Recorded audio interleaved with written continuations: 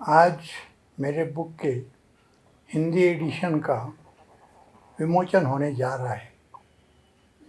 आप सब लोग जो यहाँ जो आए हैं, मैं सबका स्वागत करता हूँ। और ये फंक्शन ऑर्गेनाइज करने के लिए भारत मुक्ति मोर्चा के नेता वामन मेश्राम, उनके साथी विलास खरात और उनके सभी कार्यकर्ताओं को मैं धन्यवाद देता हूँ। 3 साल पहले मैंने एक बुक लिखी थी अंग्रेजी में। उसका नाम था ब्राह्मणिस बॉम्ब मुस्लिम्स हैंग। उसका मतलब था ब्राह्मणवादियों ने बम धमाके किए और मुस्लिमों को फांसी पर लटकाया गया, यानी मुस्लिमों को उसके लिए दोषी समझा गया। ये मुस्लिमों के खिलाफ ये जो जानबूझ के झूठ फैलाया गया और मुस्लिमों को बदनाम किया गया। मैंने इस बुक में ये दिखाने की कोशिश की है कि 2002 का जो पहला अक्षरधाम का धमाका हुआ, वहाँ से लेकर उसके बाद में 10-12 साल जो भी धमाके हुए वो ब्राह्मणवादी संगठनों ने ही किए, लेकिन उसका इल्ज़ाम जानबूझ के मुस्लिमों पर लगाया गया। और ये झूठा इल्ज़ाम लगाने के लिए और झूठ फैलाने के लिए खासकर जिम्मेदार कौन है? एक है इस देश की सबसे बड़ी खुफिया एजेंसी आईबी, और दूसरी है मीडिया, जिस पर पूरी तरह ब्राह्मणवादियों का कब्जा है। जब मैंने ये बुक लिखने की ठानी तो मैंने काफ़ी डॉक्यूमेंट्स इकट्ठा किए। कई केसेस के मैंने चार्जशीट मंगवाए।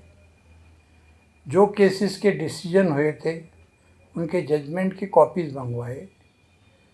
इन्वेस्टिगेशन के और भी पेपर मंगवाए और इन सब दस्तावेज़ों का मैंने बहुत गहराई से स्टडी किया, उनका अध्ययन किया और मैं इस नतीजे पर पहुंचा कि सिर्फ जो केसेस पुलिस इन्वेस्टिगेशन में और जो कोर्ट में प्रलंबित हैं उतने ही ब्राह्मण्यवादियों ने नहीं किए हैं। तो जिन केसेस का डिसीजन हुआ है और जिसमें मुस्लिमों को सज़ा दी गई है, वो केसेस भी ब्राह्मणवादियों ने किए हैं। इस नतीजे पर मैं पहुंचा। मैंने देखा कि ये बहुत बड़ी साजिश है।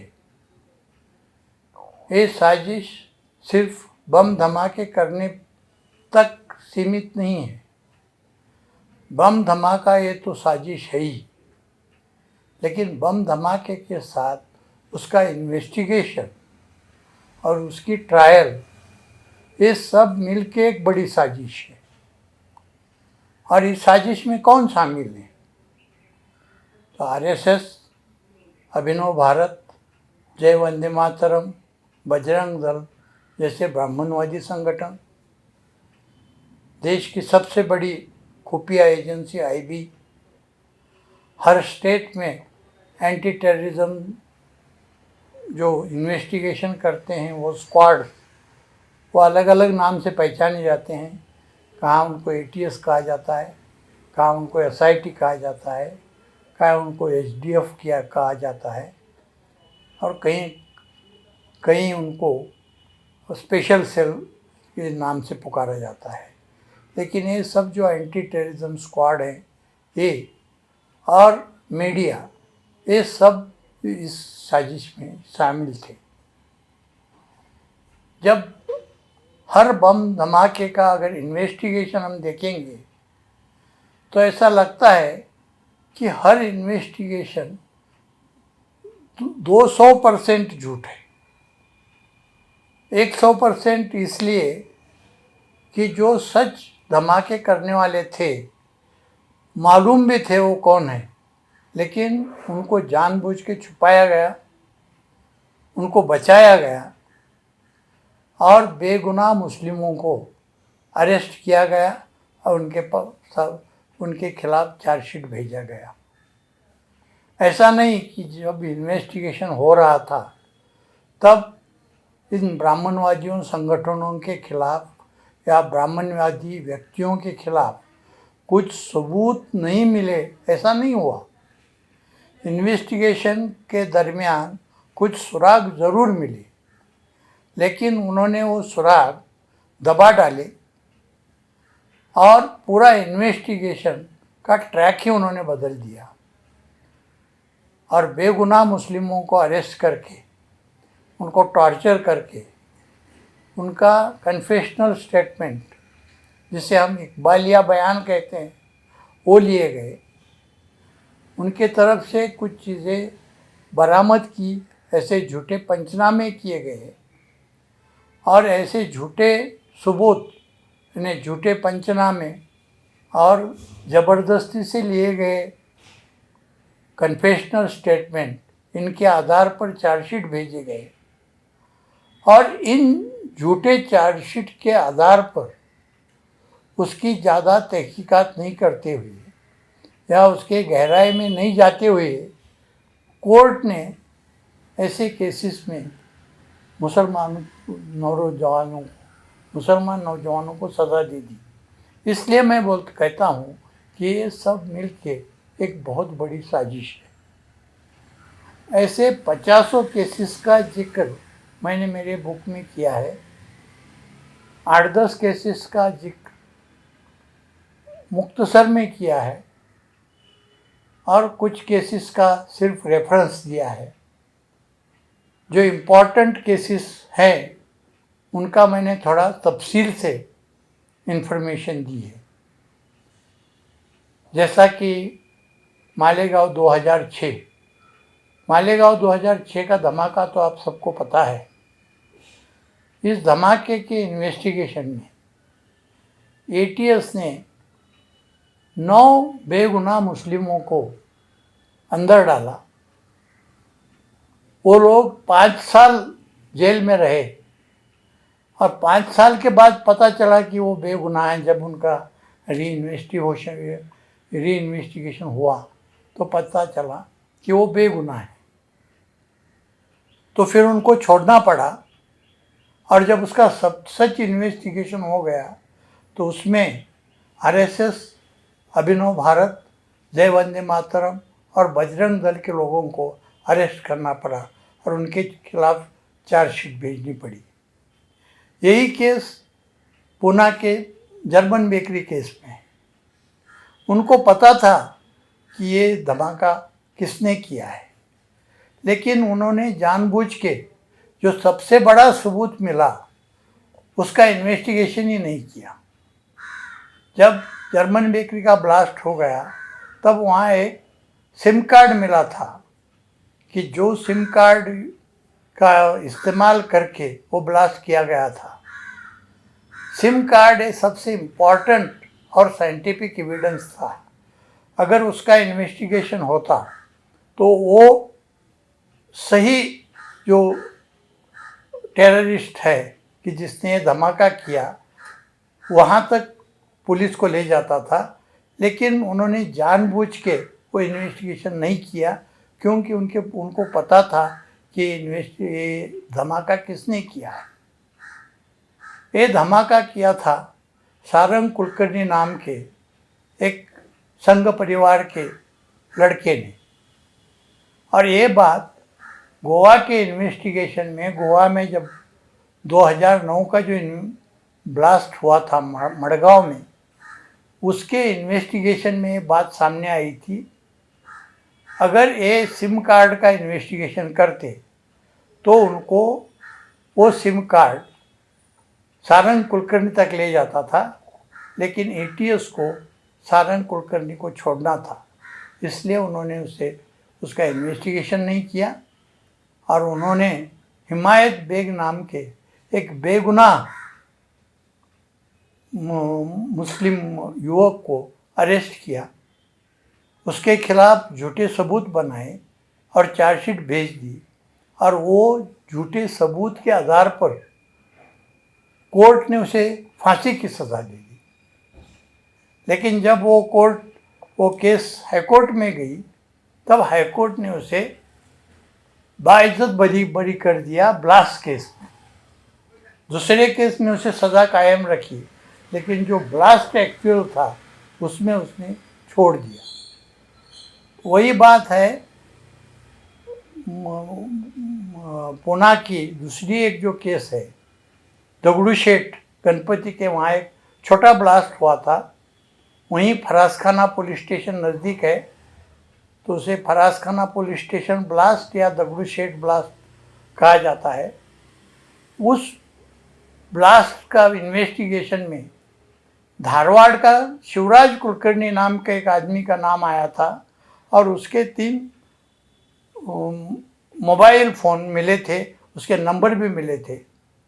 लेकिन एटीएस ने जानबूझ के उन 3 मोबाइल्स का इन्वेस्टिगेशन नहीं किया और उन्होंने मध्य प्रदेश के 5 लोगों पर शक दिखाया और सिर्फ शक के आधार पर उनको एनकाउंटर में मार दिया और एक केस बंद कर दी।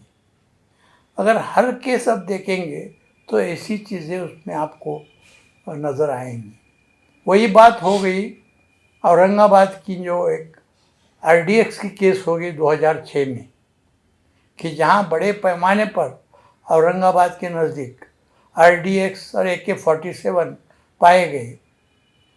तो उनका इन्वेस्टिगेशन करते समय उन्होंने एक गाड़ी टाटा सुमो पकड़ ली और टाटा सुमो ये गाड़ी का मालिक कौन है ये जब उन्होंने ढूंढा यानी जानबूझ के उसे मालिक ज़बरदस्ती से बनाया। एक रफ़ीक शेख नाम का भीड़ का एक आदमी था, वो गाड़ी उसकी है ऐसा रिकॉर्ड पुलिस ने बनाया और वो रफ़ीक शेख को गवाह बना के उसका जो इन्वेस्टिगेशन एक बयान आया, उस बयान के आधार पर पूरी केस है। लेकिन जब हमने राइट टू इन्फॉर्मेशन में ये इन्फॉर्मेशन निकाली कि वो टाटा सुमो गाड़ी कब से रफ़ीक शेख के नाम पर है, तब इन्फॉर्मेशन मिली कि टाटा सुमो जिस गाड़ी में इतने बड़े पैमाने पर आरडीएक्स और वेपन्स मिले, वो गाड़ी कभी भी रफ़ीक शेख के नाम पे नहीं थी। वो बाला साहेब यशवंत मुड़िक नाम के आदमी के नाम पे थी।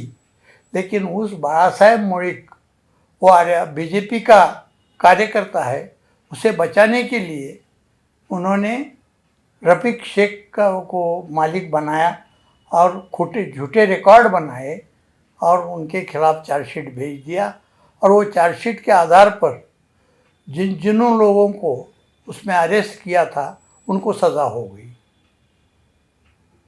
तो ऐसी कई केसेस हैं कि जिसमें सच लोगों को बचाया गया और झूठ लोगों को अंदर डाला गया। पुणे में जंगली महाराज रोड पे एक छोटे 4-5 ब्लास्ट हुए थे। एक्चुअल ब्लास्ट करते समय हाथ में बम लिया हुआ दयानंद पाटिल नाम का एक लड़का मिला था, लेकिन उसे उन्होंने गवाह बनाया और दूसरे 8-10 मुस्लिम लोगों को अरेस्ट करके उनके खिलाफ चार्जशीट भेज दी। हर केस अगर हम देखेंगे, हर केस झूठ है और 2% झूठ है, 200 गुना % झूठ है। तो अपनी 7/11 की जो केस है, 7/11 2006 में जो एक बम ब्लास्ट हो गया बम्बे में, उस ब्लास्ट में जिन बेगुनाह मुस्लिमों को अरेस्ट किया गया, उन मुस्लिम लड़कों ने अपने मोबाइल फ़ोन्स के कॉल रिकॉर्ड्स कोर्ट के सामने प्रोड्यूस किए और उनको बताया कि अगर कॉल रिकॉर्ड देखेंगे तो आपको पता चलेगा कि जब ये ब्लास्ट हो गए तब हम उस जगह नहीं थे, हम कुछ अलग जगह थे और उसके हमारे पास सबूत है। जब कोर्ट के सामने ये सबूत लाया गया तो कोर्ट ने उसे नकार दिया, कोर्ट ने उसे लेने से इनकार किया, वो ये कहते हुए कि मोबाइल फ़ोन एक तुम्हारे बॉडी का हिस्सा नहीं है, तो इसलिए मोबाइल फ़ोन उस जगह नहीं थे, दूसरे जगह थे, इसका मतलब तुम बेगुनाह हो ऐसा समझा नहीं जाता। लेकिन वो उन लड़कों के पास और भी एविडेंस था, जैसे कि एक जो लड़का था जिसने बॉम्बे में उस दिन बम रखा, जिस दिन बम रखा गया उस दिन वो नेपाल में था और नेपाल के बॉर्डर पर रजिस्टर पे उसके पूरे डिटेल्स थे, उसकी सिग्नेचर थी। दूसरा एक लड़का था, वो जब धमाका हुआ तो वो कलकत्ता में अपनी दुकान में था और एक बैंक से उसका कुछ ट्रांजैक्शन हुआ था, उसका बैंक का रिकॉर्ड था। तीसरा एक था, वो अपने पूरे दिन ऑफिस में था, उसका जो मास्टर है वो मास्टर उसका एविडेंस था। लेकिन कोर्ट ने या प्रोसिक्यूशन ने ये इसमें का एक भी एविडेंस रिकॉर्ड पे नहीं लाया और इन सब लोगों को सज़ा हो गई। तो ऐसी काफ़ी चीज़ें हैं और इनका मैंने जिक्र मेरे बुक में किया है। अगर आप बुक पढ़ेंगे तो आपको ऐसे काफ़ी केसेस दिखेंगे कि जिसमें जानबूझ के सच लोगों को छुपाया गया है, उनको बचाया गया है और बेगुनाह मुस्लिमों को अरेस्ट की गई है। सिर्फ अरेस्ट ही नहीं की गई तो उनको सज़ा भी हुई है। तो अभी इस बुक का करेंगे क्या? आपको तो मैं रिक्वेस्ट करूँगा कि आप ये बुक पूरी तरह पढ़ें, लेकिन पढ़ने से फ़ायदा, पढ़ना काफ़ी नहीं है, सिर्फ पढ़ने से आपको नॉलेज हो जाएगी। आगे करें क्या, ये बहुत इम्पॉर्टेंट बात है। तो मैं तो चाहता हूँ ये बुक में मैंने जो भी एविडेंस दिया है, जो भी बातें दी हैं, उसके आधार पर एक PIL सुप्रीम कोर्ट में की जाए। एखादा NGO या एखादा एडवोकेट का संगठन या एखादी मुस्लिम तंजीम या ये सब मिल के ऐसा एक PIL किया जाए और कोर्ट के सामने ऐसी मांग रखी जाए कि ये जो भी केसेस हैं पेंडिंग, जो इन्वेस्टिगेशन में हो या कोर्ट में हो, उनका रीइन्वेस्टिगेशन अगर आपको नहीं करना है तो मत करो, लेकिन एक कमेटी गठित की जाए हाईकोर्ट जज के या सुप्रीम कोर्ट जज के अध्यक्षता में, और उसे इतना सिर्फ काम दिया जाए कि वो ये देखे कि ये जो भी केसेस हैं उसमें इन आरोपियों के खिलाफ कुछ पुख्ता सबूत है क्या, कुछ साइंटिफिक सबूत है क्या, या ये केसेस सिर्फ उनके कन्फेशनल स्टेटमेंट पर भेजे गए हैं। अगर उनके खिलाफ पुख्ता सबूत होगा, इस नतीजे पर वो कमेटी आ गई, तो वो केसेस को चलने दे सकते हैं, वो केसेस को चलने दो। लेकिन उनको लगा कि इसमें कुछ भी पुख्ता सबूत नहीं है और ये लोग बेगुनाह हैं, तो एक तो उनको डिस्चार्ज किया जाए या उनको बेल पर छोड़ा जाए। अगर ऐसा करेंगे तो इस बुक का जो भी कुछ मकसद है वो हल हो गया, ऐसा मैं समझूंगा। और मुझे उम्मीद है कि आप लोग कोई ना कोई एखादा संगठन या एखादा NGO ये काम ज़रूर करेगा और लोगों को इंसाफ दिला देगा। शुक्रिया।